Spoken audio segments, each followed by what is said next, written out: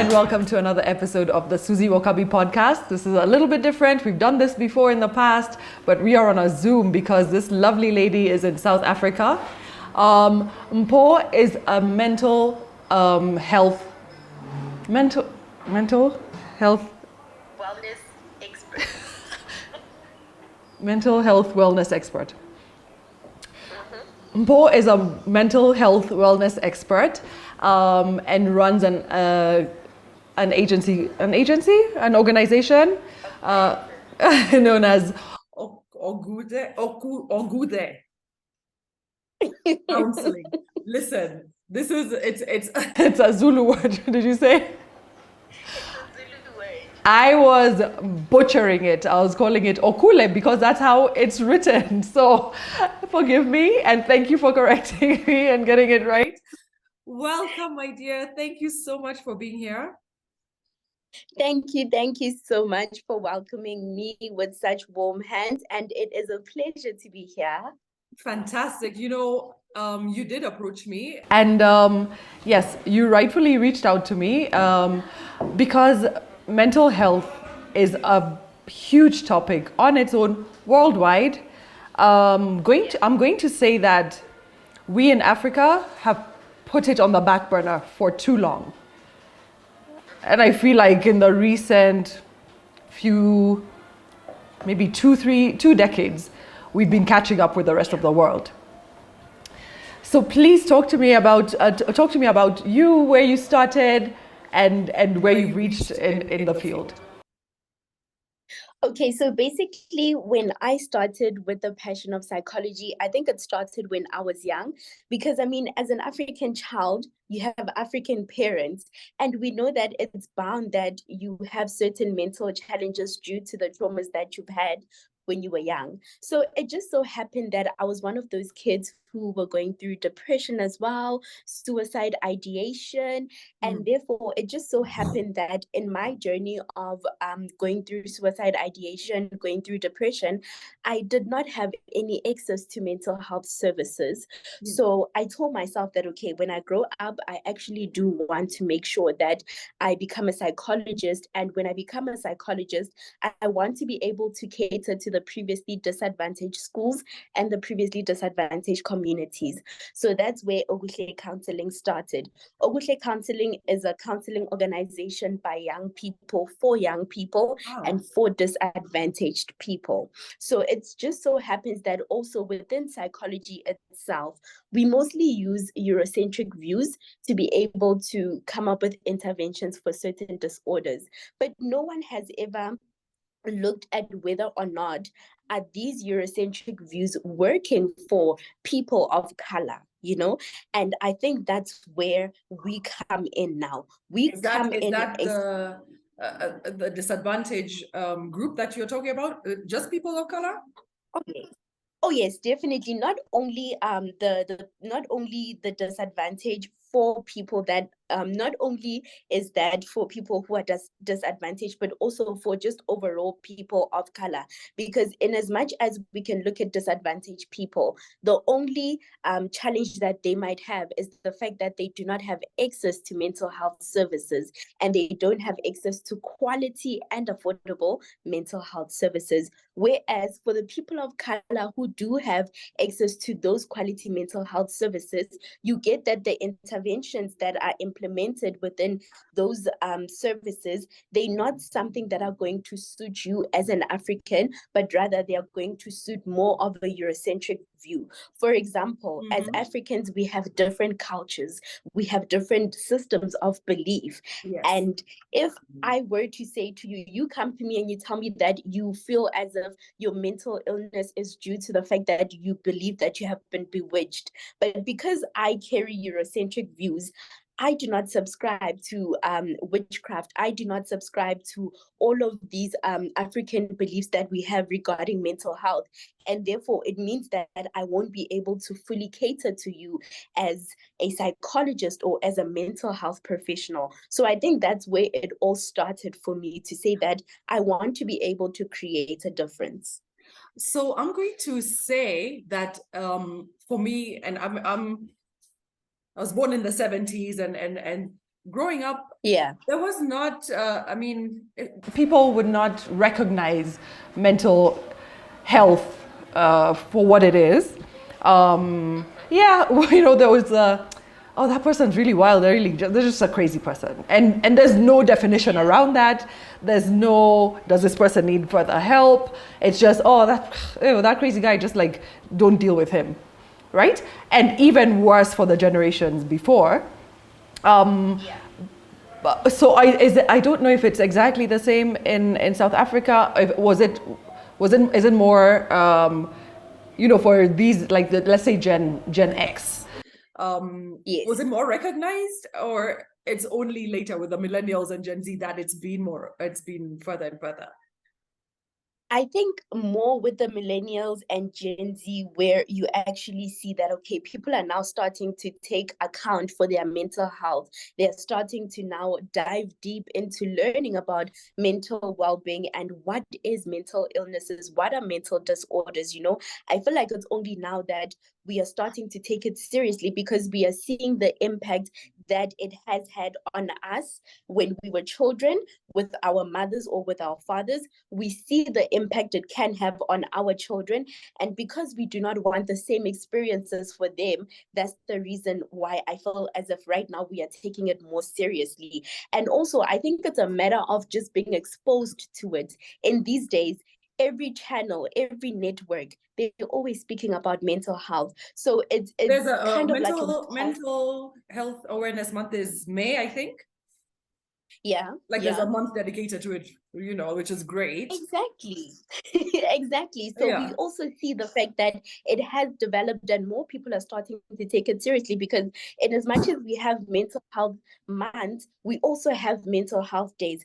For example, maybe if we look at September, we would see things such as your schizophrenia day, where we dedicated to learning more about schizophrenia. Awesome. Sometimes you see more on postpartum depression, which is now known as peripartum depression, because it's believed that the depression of a pregnant woman does not only start after birth, but it starts from the beginning of conception. So from that point on, that's why it's now named peripartum, because it wants to include every woman who has experienced depression, whether it's from 7 months or whether it's from 3 months of your pregnancy. So that is different to me. I mean, that is new to me, because is postpartum depression considered inside of mental health?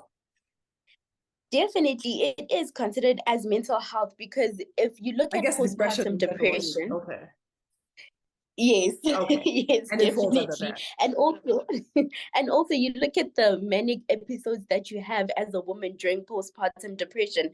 Others go to a point of even killing the kids because of the manic episodes that they have. Yes. Okay, I want to ask you something about anxiety. Anxiety on its own. I'll even give an example of myself. I would, growing up, like, I feel like I had, like, just a form of anxiety where I would, like, my stomach would ache during, like, exam time. And I'm just like, I can't sleep properly because of that. Or, like, I'll like pick at my fingers when I'm nervous. That's all anxiety. Yeah. I mean, those are symptoms of anxiety, but do we really classify it as anxiety? You see? Yeah. So also, you see? Tell me about that. Yeah. So it's quite important I'm in for session us now. to be it's important for us to be able to identify what nervousness is, what anxiousness is, and what anxiety is. They're all different. Because I mean, they're all different, because I mean, if you look at nervousness, you only get nervous when there are certain situations that are happening. So it's not a constant thing where you are constantly nervous. With nervousness, it works if you have a presentation, like now with the podcast. I was very nervous to say, I hope I do well. It's just below me, okay? I mean, so I was very nervous. So that is nervousness. Nervousness is a situational reaction, Whereas with Anxiousness can be also paired with nervousness if you look at it, but anxiousness, you dive more into the feelings of anxiety you have. For some people, when they are having feelings of anxiousness, they might overthink. For some people, when they are having feelings of anxiousness, they might tremble, they might shake Yes. because of how they are feeling. Yeah. Some people, you get that they might even have speech problems. Someone is scared to speak because they are feeling anxious. Yes. But then when we look at anxiety, An anxiety is disorder itself. yes. Anxiety disorder, basically, it's you living with nervousness and the symptoms of anxiousness every day of your All day, life. every day. So it's basically you not being able to control it. It's you feeling it's you feeling worthlessness, it's you feeling nervous, it's you overthinking every All the situation. time. And exactly. And anxiousness always comes with dependency. So, for example, if you want to go to the shops and you are possessing severe anxiety, you're going to overthink about the situation. You're going to think to yourself, oh my word, if I go to the shops alone, they're going to judge me. What if this happens on my way to the shop? Why is And this then person now you looking at start, me like that? you see, And they're not. exactly. We're all And just buying you milk start together. being paranoid. You start being Right. paranoid. Mm-hmm. So now it just so happens that people that are usually like that, they would maybe get a friend to go with them because it makes things easier for them. So that's where the dependency part comes in, because you always need someone to be there for you in order for you to carry out a certain task. Wow. Okay, Oh, guys. that sounds painful, and It needs It's sad. that's why it needs help. And so to what extent? Okay, so is this a question to ask? Is this a normal question? Like, how many types of is there a number of types of mental illnesses? Is it just it's not 25, or it's not like 7. That's what would be the closest to that answer. Well, there are literally like a whole lot of types of mental illnesses, because I mean, if we look at personality, right? Personality on its own, it has about 8 types of disorders under Disorders. it. So it's not just Exactly. personality disorder? No, it's not just personality disorder. You can have a dependent personality disorder. You can have a dissociative personality disorder. The personality disorders, they actually differ. Mood disorders as well, they differ. We have your bipolars. We have Is that other inside of other personality? yes, that is part of a mood personality. So you see, each and every disorder under the DSM-5, it has its own category, and under those categories we have different types of disorders, because in as much as you can have anxiety, maybe you just have a mild form of anxiety and you don't have severe anxiety. Okay. It's like depression. We have something that we call seasonal depression, which only happens to you every let's say once a Winter. year. Or Yes, yeah. winter, summer, things like that. Whereas it's not so serious, or it's not so severe. And then we have mild depression, where you constantly have symptoms of depression, but it hasn't gotten to a point where you can't manage it. Then we have things such as your major or your clinical depression, where now it has gotten to the stage where even you yourself can't manage it, and now you have to depend on both therapy and pills. So it really is, So it's it's a medication, whole lot. it's hospitalization even. It's a lot. If I remember, I I feel like, okay, there's a difference between psychology and psychiatry, right? Psychiatry is more clinical, like, I feel what I know is that psychology is very mental and very, like, but then a psychiatrist will be able to tell that you're ill because, let's say, your skull is pressing on your brain, like it's an actual physical, like it's a medical condition, right? Basically, yes. Okay. Okay. So that aside, what talk to me about Okay, so addiction. Addiction is in there as well. Okay. Yes, Is definitely. addiction considered an mental? Yes. Yes. Yeah. Yes. Wow. Because there are some people that have induced, it's substance induced psychosis. You understand?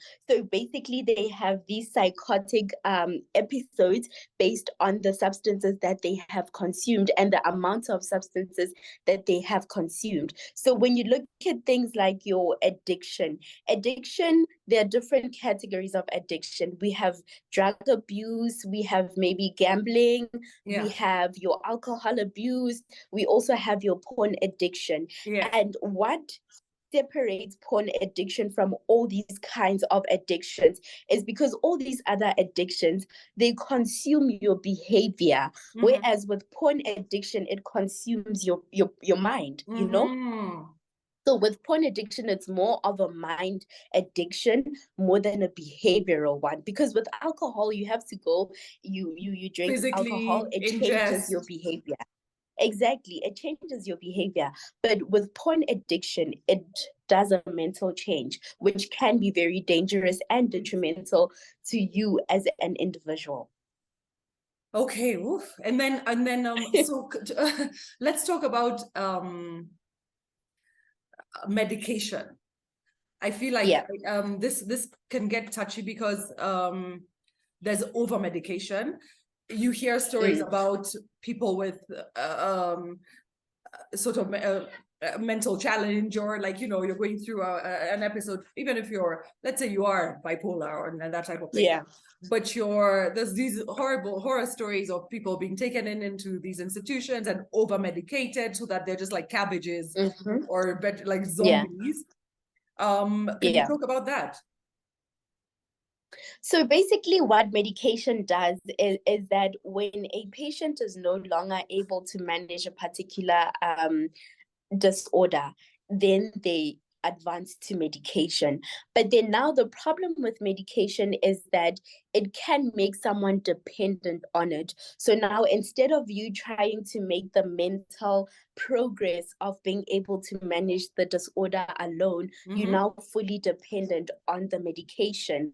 So what happens usually is that with most psychiatrists or most doctors, what they would do is that because you as Suzie, you have anxiety, but three of the symptoms that you have are also symptoms of bipolar. You get that some doctors, what they do is that they would diagnose you with bipolar disorder and they would diagnose you with anxiety, which leads to you taking a lot of medication more than you have to. So sometimes I think it's very important for us to actually be honest with ourselves and actually admit that there are doctors that prescribe medication that is not needed to patients.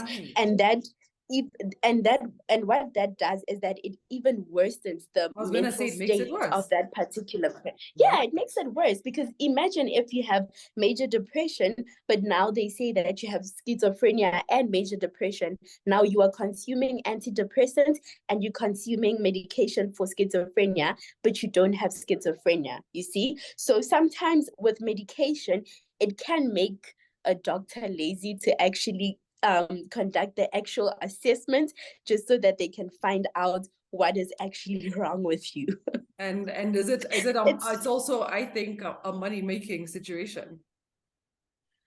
I mean, there was a time where I heard from one of my colleagues that there are types of medications that doctors are prompted, or they are told that if you sell this medication, if you sell this medication, then you are going to get a cut from it.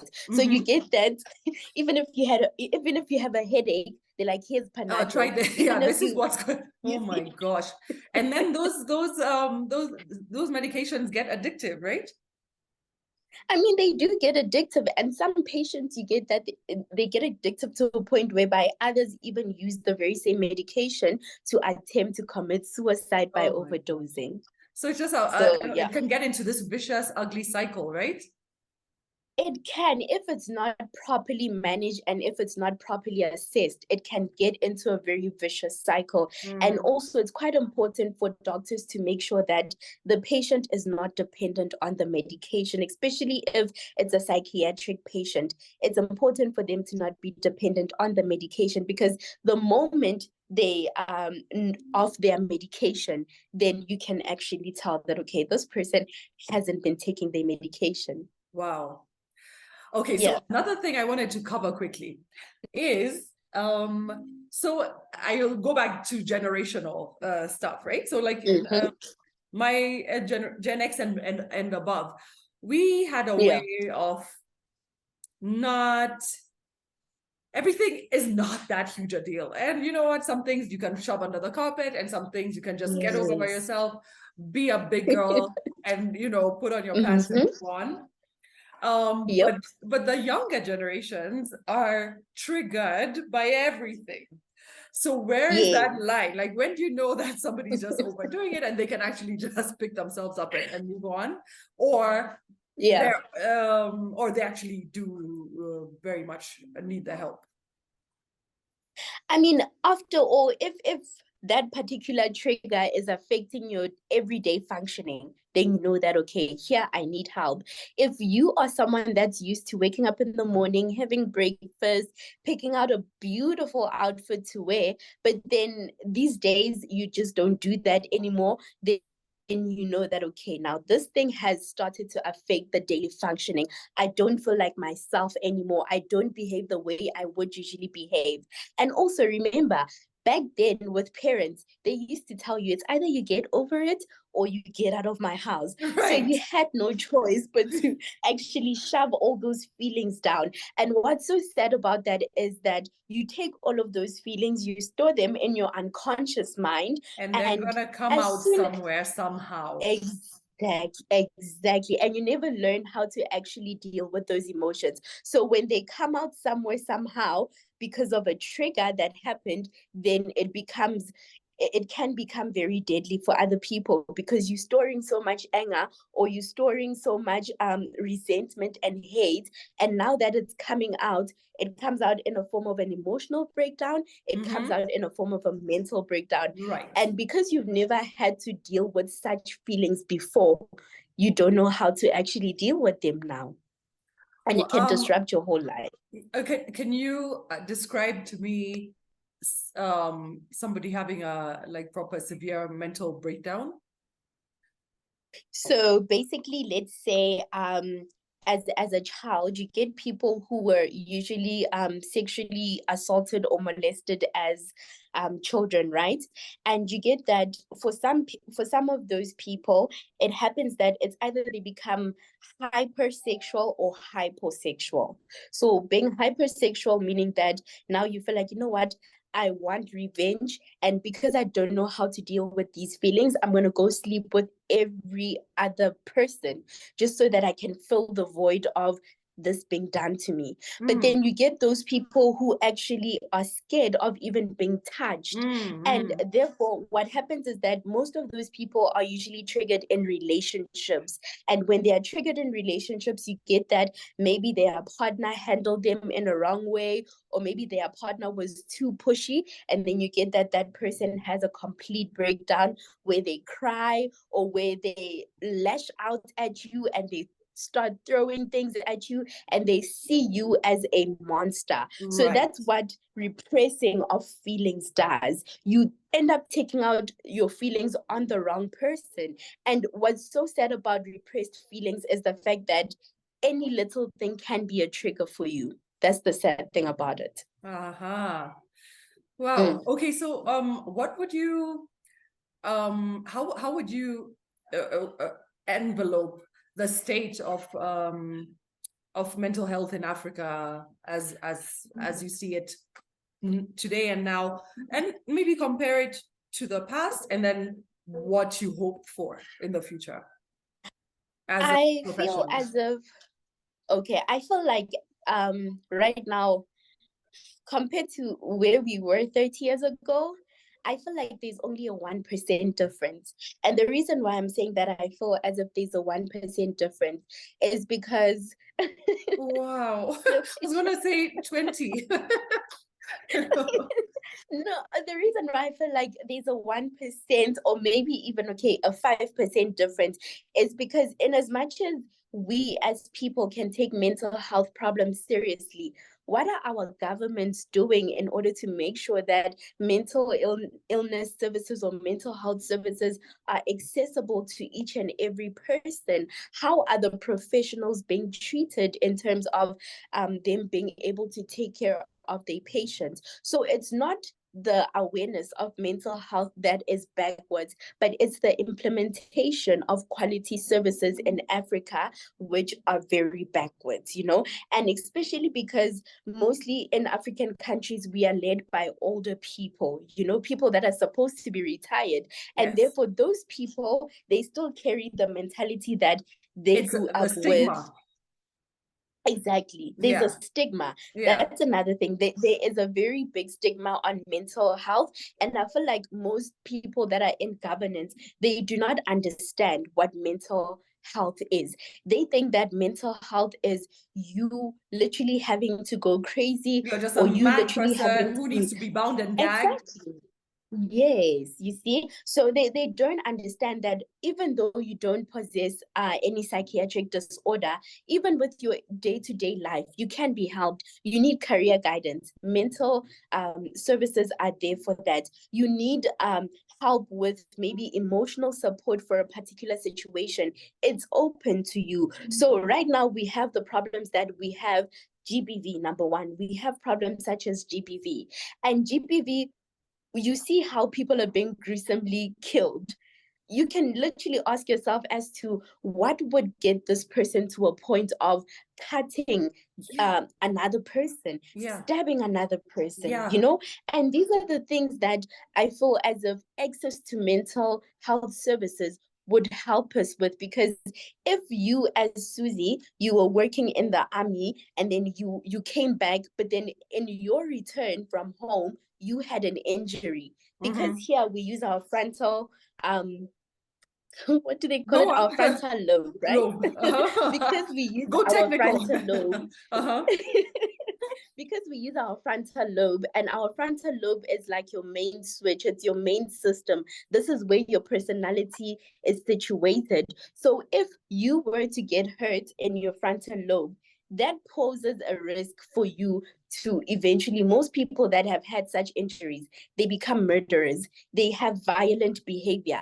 So if we were able to identify that, okay, this person who carried out this whole situation of a GBV, when they were young, they had an accident of which it affected their frontal lobe, and now it ended up in them becoming the person that they are now. So I feel as if it would also the access would also help us, and the funding, it will also help us with being able to develop mental health according to African standards. Because I mean, it has would to be be nice localized. if you. Yes, it has to be localized. It would be nice for you to get to a psychologist and tell them that I think they bewitched my mom, hence she's behaving the way that she behaves, Right. And at least the psychologist would be able to say, okay, in terms of like mental health and African spirituality, bewitching and whatnot, it falls under this category. And this is how we can work through it, So I feel like it would be easier in that way. And also what I hope to see as a professional in the future of mental health is that more access. Let this be your access parting shot, because we need this to be heard. Go on. Okay, so I need more access in terms of mental health services, and not just any mental health services. It's important for the government to not take a nurse and put them in a position where they would be able to deliver a speech about mental health. Take a psychologist, put them in that position, let them deliver, because the government has a tendency of reusing people even when you are not qualified for that particular thing. And this is a dangerous area to do that in. Exactly. It's a very dangerous area to do that. So for me, the future of mental health, I really want to see more psychologists developing theories in an African context that can be good for us, that we can use, and that can be effective for people of color. And also, I just like for more people to have awareness in terms of different kinds of mental health services that are being offered. Just because you are not crazy as they classify it, or just because you do not possess symptoms of schizophrenia, it doesn't mean that you cannot come for a mental health service. And also, because you are a man, it does not mean that coming to counseling or coming for Makes you therapy makes weaker. you any weak. Exactly. I So I'd really love love it. to see that. Thank you. Thank you. This has been beautiful, extremely educational, very helpful. I'm so, so glad that you are here and to impart this. And I hope Mhm. I hope as many ears get to hear this as possible. So thank you so much, Paul. Where are people Thank finding you? And you. um yeah, tell us Okay, quickly so where to be found, where you're gonna be found. okay, so people can find us on Facebook. If there are people that still have Facebook, we are Okuhle Counselling. And then for people that have Instagram, they can find us on Okuhle_counseling. And then Awesome. we also have a website, Uh-huh. which is called www.okuhlecounseling.co.za. Fantastic. I love it. Thank you. Thank you. So great meeting you. To be continued. I'll be looking you up. Peace. Awesome. Thank you so much. And there we have it, another episode of the Suzie Wokabi podcast here at the beautiful Chez Sonia on Zoom and powered by the amazing Safaricom. Thank you so much for watching. I hope you all learned something. Bye.